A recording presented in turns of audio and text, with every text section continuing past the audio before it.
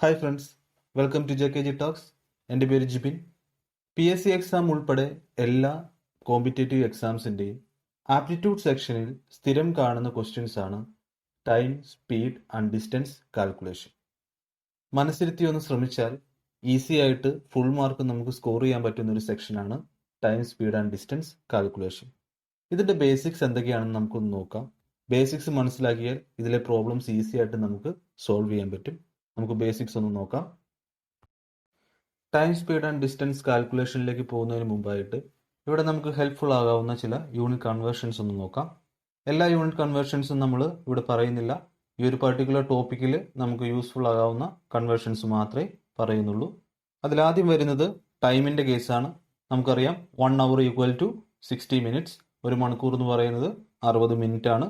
അതുപോലെ 60 മിനിറ്റ് എന്ന് പറയുന്നത് എത്ര സെക്കൻഡ് ആണ്?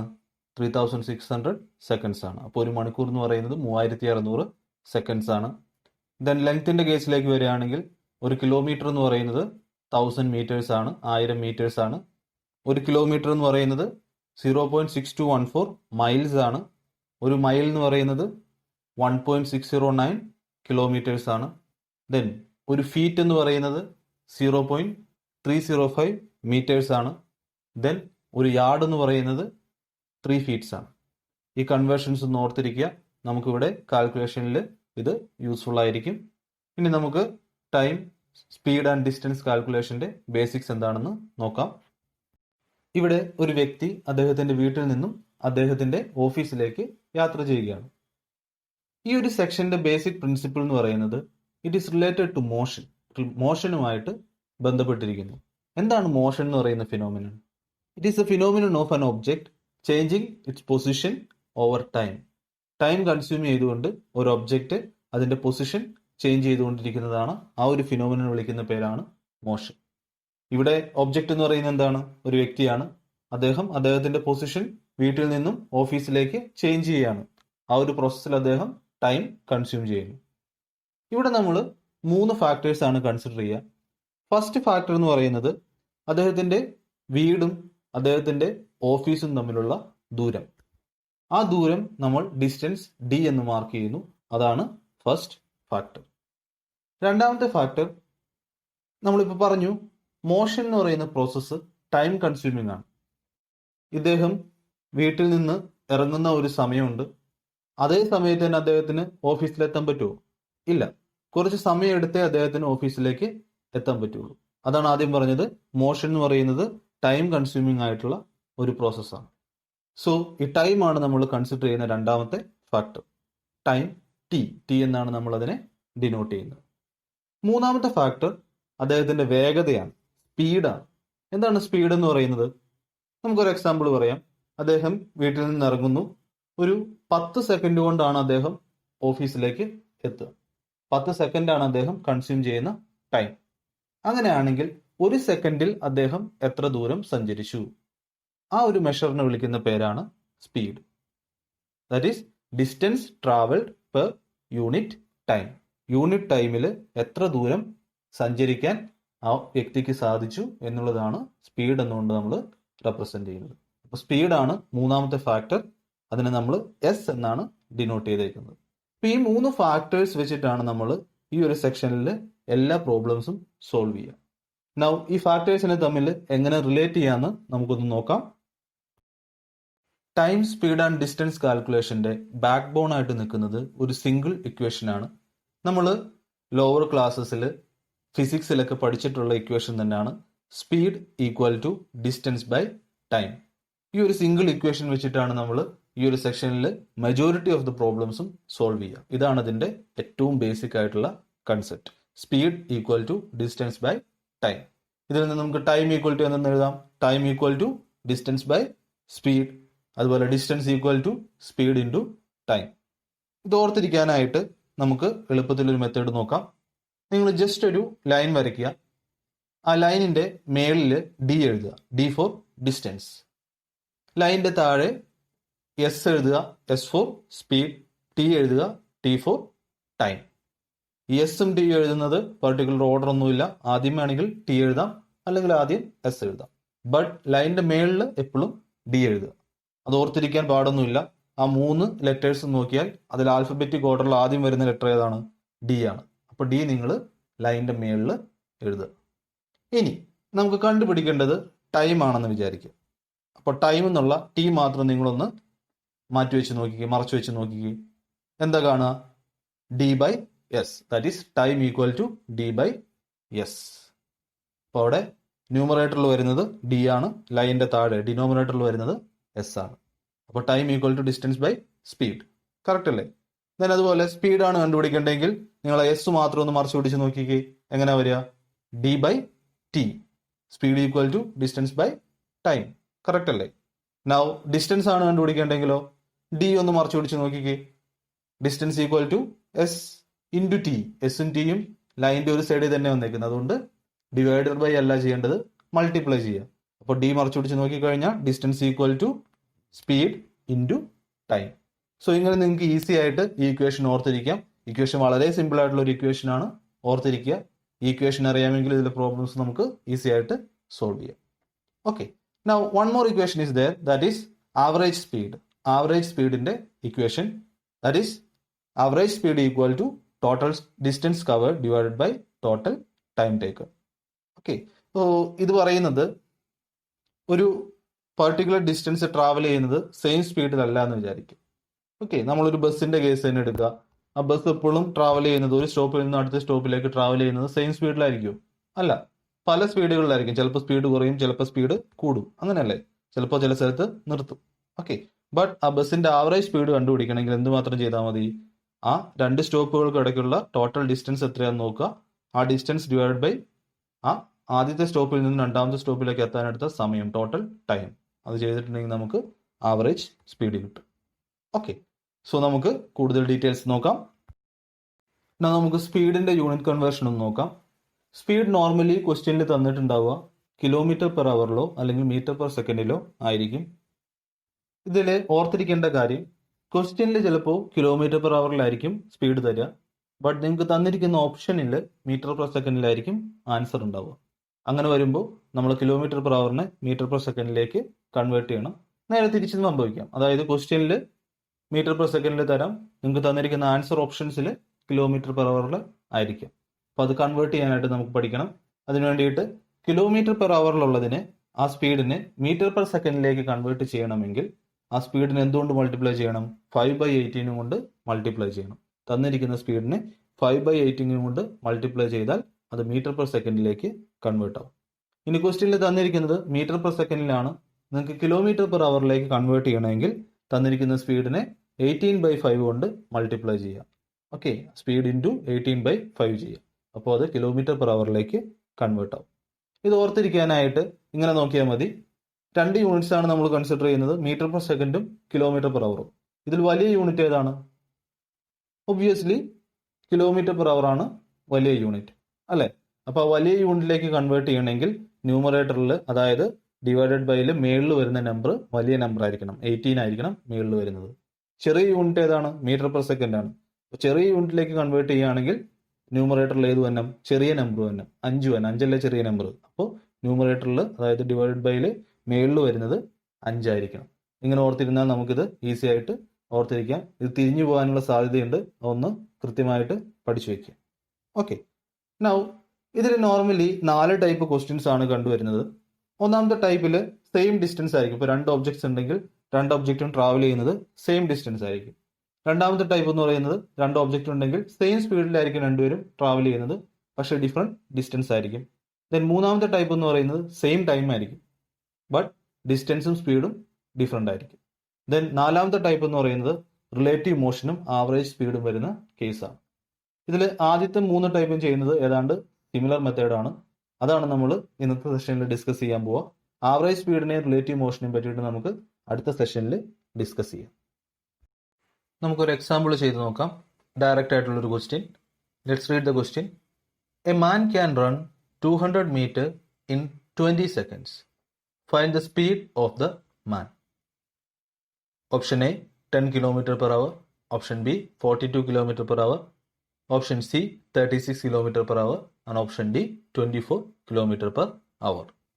ക്വസ്റ്റ്യനിൽ പറഞ്ഞിരിക്കുന്നത് ഒരു വ്യക്തി 200 മീറ്റർ 20 സെക്കൻഡ് കൊണ്ട് ഓടുമെങ്കിൽ അയാളുടെ വേഗത എത്ര? ഡയറക്റ്റ് ആയിട്ടുള്ളൊരു ക്വസ്റ്റ്യൻ ആണ്.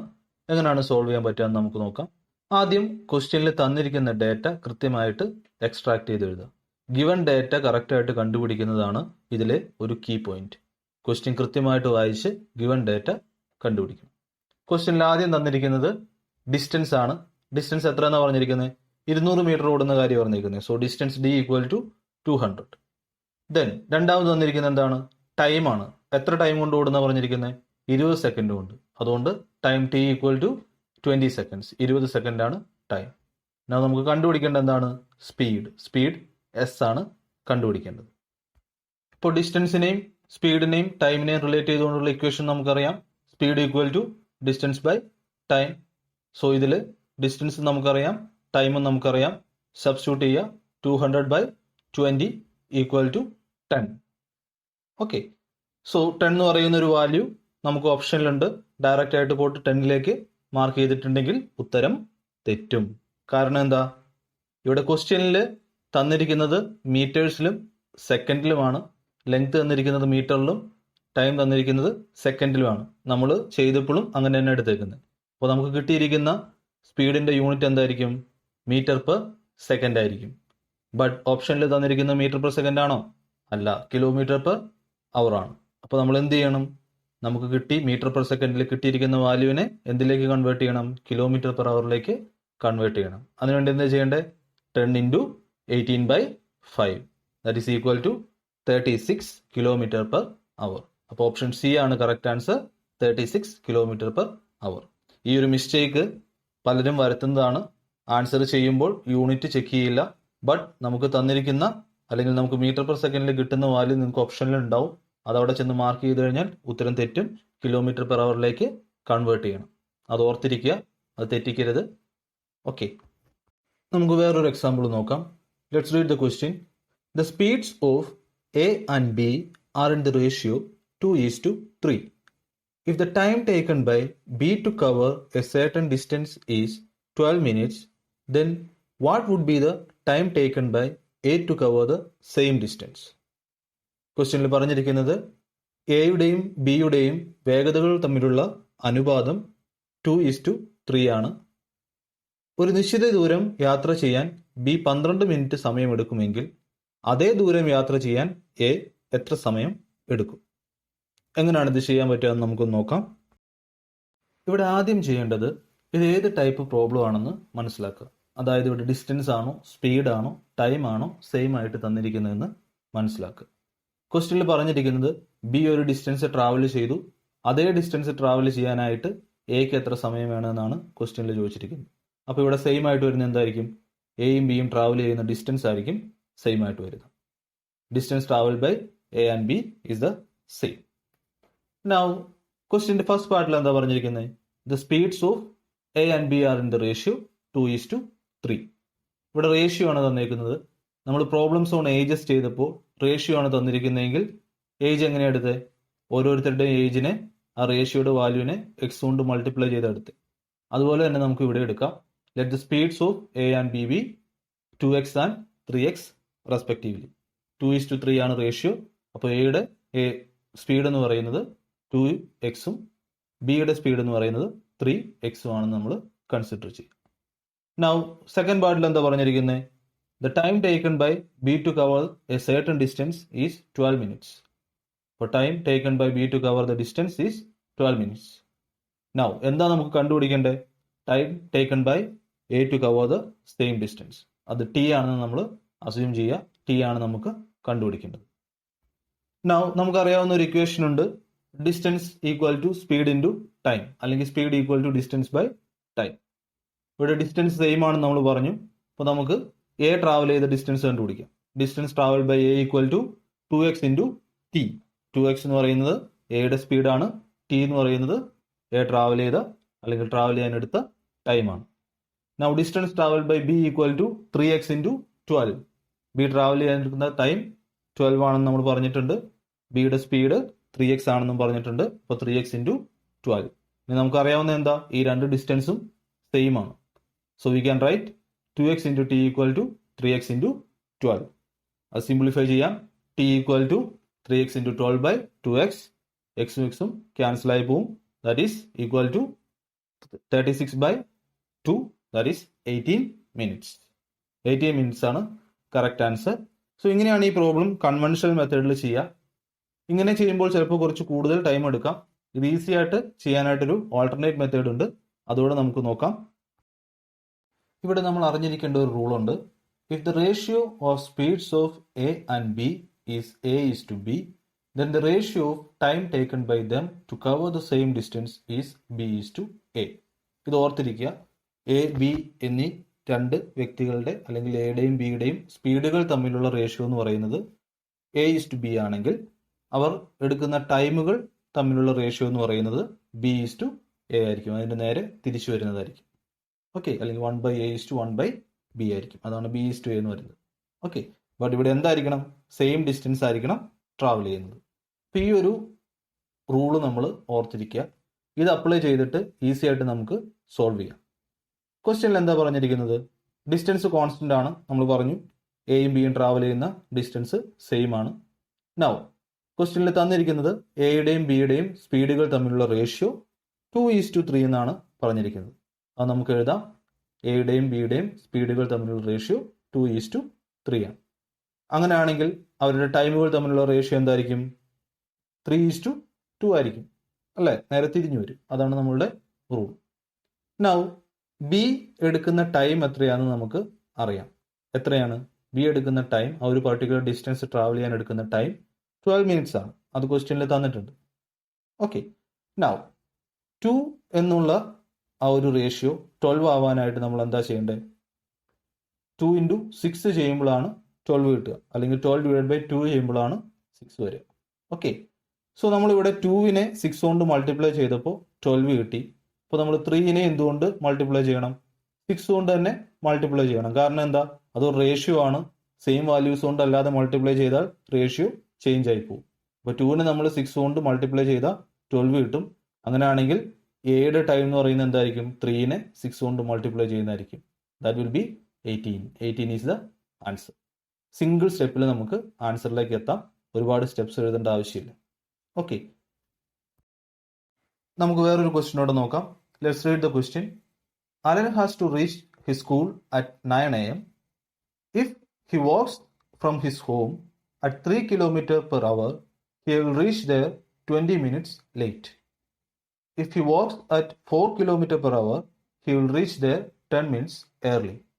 How far is the school from Alan's home? ക്വസ്റ്റ്യനിൽ പറഞ്ഞിരിക്കുന്നത് അലന് 9 മണിക്ക്, രാവിലെ 9 മണിക്ക് സ്കൂളിൽ എത്തണം. അലൻ വീട്ടിൽ നിന്നും 3 km/h വേഗതയിൽ നടക്കുകയാണെങ്കിൽ സ്കൂളിൽ 20 മിനിറ്റ് വൈകിയേ എത്തുകയുള്ളൂ. പക്ഷേ 4 km/h വേഗതയിൽ നടക്കുകയാണെങ്കിൽ 10 മിനിറ്റ് നേരത്തെ എത്തും. അലന്റെ വീടും സ്കൂളും തമ്മിലുള്ള ദൂരം എത്രയാണെന്നാണ് നമുക്ക് കണ്ടുപിടിക്കേണ്ടത്. ഇതെങ്ങനെ ചെയ്യാൻ പറ്റുമെന്ന് നമുക്കൊന്ന് നോക്കാം. ആദ്യം ഇത് ഏത് ടൈപ്പ് ക്വസ്റ്റ്യൻ ആണെന്ന് കണ്ടുപിടിക്കണം. ഇവിടെ പറഞ്ഞിരിക്കുന്നത് അലൻ എന്ന് പറയുന്ന സ്റ്റുഡന്റ് വീട്ടിൽ നിന്നും സ്കൂളിലേക്ക് പോകുന്ന കാര്യമാണ്. അപ്പോൾ സ്കൂളും വീടും തമ്മിലുള്ള ഡിസ്റ്റൻസ് ആണ് കണ്ടുപിടിക്കാൻ പറഞ്ഞിരിക്കുന്നത്. ആ ഡിസ്റ്റൻസിൽ എപ്പോഴെങ്കിലും മാറ്റം വരുമോ? ഇല്ല. That will remain the same. അതായത് ഡിസ്റ്റൻസ് ഇവിടെ സെയിം ആണ്. ഡിസ്റ്റൻസ് കോൺസ്റ്റന്റ് ആണ്. ഓക്കെ, നൗ ഫസ്റ്റ് സെന്റൻസിൽ എന്താ പറഞ്ഞിരിക്കുന്നത്? Allen has to reach his school at 9 AM. അലന് സ്കൂളിൽ 9 മണിക്ക് എത്തണം എന്നാണ് പറഞ്ഞിരിക്കുന്നത്. ഈ ഒരു സെന്റൻസിന് ഈ ക്വസ്റ്റ്യനിൽ സിഗ്നിഫിക്കൻസ് ഇല്ല. എന്തുകൊണ്ടാണ്? നമുക്ക് കണ്ടുപിടിക്കേണ്ടത് അലന്റെ സ്കൂളും വീടും തമ്മിലുള്ള ഡിസ്റ്റൻസ് ആണ്. അതിന് പകരം അലൻ എപ്പോഴാണ് സ്കൂളിൽ എത്തുക എന്നാണ് ചോദിച്ചിരുന്നതെങ്കിൽ ആദ്യത്തെ സെന്റൻസ് നമുക്ക് ആവശ്യം വന്നേനെ. ഇവിടെ ആ ടൈം കണ്ടുപിടിക്കാൻ പറയാത്തത് കൊണ്ട് നമുക്ക് ആദ്യത്തെ സെന്റൻസ് ആവശ്യം വരുന്നില്ല. അതായത് Allen has to reach the school at 9 AM എന്ന് പറയുന്ന സെന്റൻസിന് സിഗ്നിഫിക്കൻസ് ഒന്നും ഇല്ല. പിന്നീട് എന്താണ് ക്വസ്റ്റ്യനിൽ പറഞ്ഞിരിക്കുന്നത്? If he walks from his home at 3 km/h, he will reach there 20 minutes late. If he walks at 4 km/h, he will reach there 10 minutes early. ഇപ്പോൾ 2 കാര്യങ്ങളാണ് പറഞ്ഞിരിക്കുന്നത്. 3 km/h നടക്കുകയാണെങ്കിൽ 20 മിനിറ്റ് ലേറ്റ് ആവും.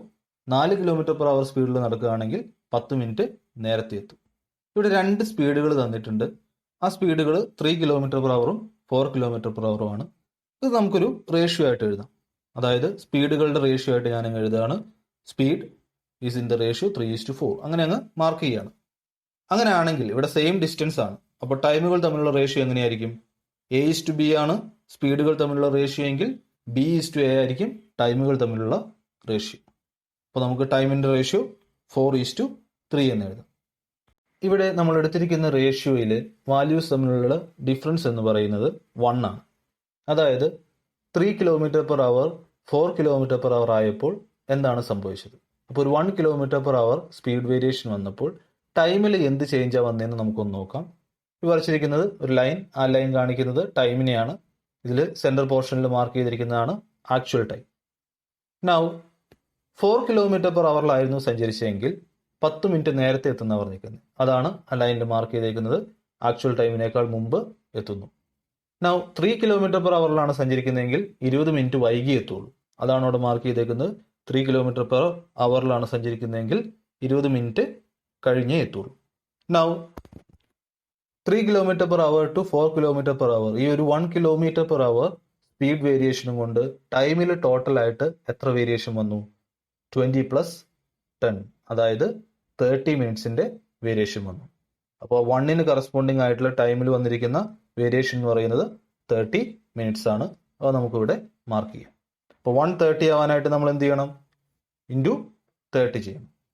നൗ കറസ്പോണ്ടിങ് ആയിട്ട് നമുക്ക് ഈ റേഷ്യോയിലുള്ള ഓരോ ടൈമിനും കറസ്പോണ്ടിങ് ആയിട്ടുള്ള ടൈം കണ്ടുപിടിക്കാം. ഇപ്പോൾ 3ക്ക് കറസ്പോണ്ടിങ് ആയിട്ടുള്ള ടൈം കണ്ടുപിടിക്കണമെങ്കിൽ എന്ത് ചെയ്യണം? 3 × 30 ചെയ്യണം. So that is 90. 4ന് കറസ്പോണ്ടിങ് ആയിട്ടുള്ള ടൈം കണ്ടുപിടിക്കണമെങ്കിൽ എന്ത് ചെയ്യണം? 4 × 30 ചെയ്യണം. That is 120. എല്ലാത്തിനെയും 30 കൊണ്ട് തന്നെ മൾട്ടിപ്ലൈ ചെയ്യണം. കാരണം എന്താ? ഇതൊരു റേഷ്യോ ആണ്. ഡിഫറെൻറ്റ് വാല്യൂസും കൊണ്ട് മൾട്ടിപ്ലൈ ചെയ്ത റേഷ്യോയുടെ വാല്യൂ ചേഞ്ച് ആവും. നൗ ഇതിൽ 90 എന്ന് പറയുന്ന വാല്യൂ വെച്ചിട്ടോ 120 എന്ന് പറയുന്ന വാല്യൂ വെച്ചിട്ടോ നമുക്ക് പ്രൊസീഡ് ചെയ്യാം. ഞാൻ 120 കൺസിഡർ ചെയ്യാണ്. 120 മിനിറ്റ്സ് ആണ്. So that means 2 hours. 2 hours എന്ന് പറയുന്ന എന്തിന് കറസ്പോണ്ടിങ് ആയിട്ടുള്ളതാണ്?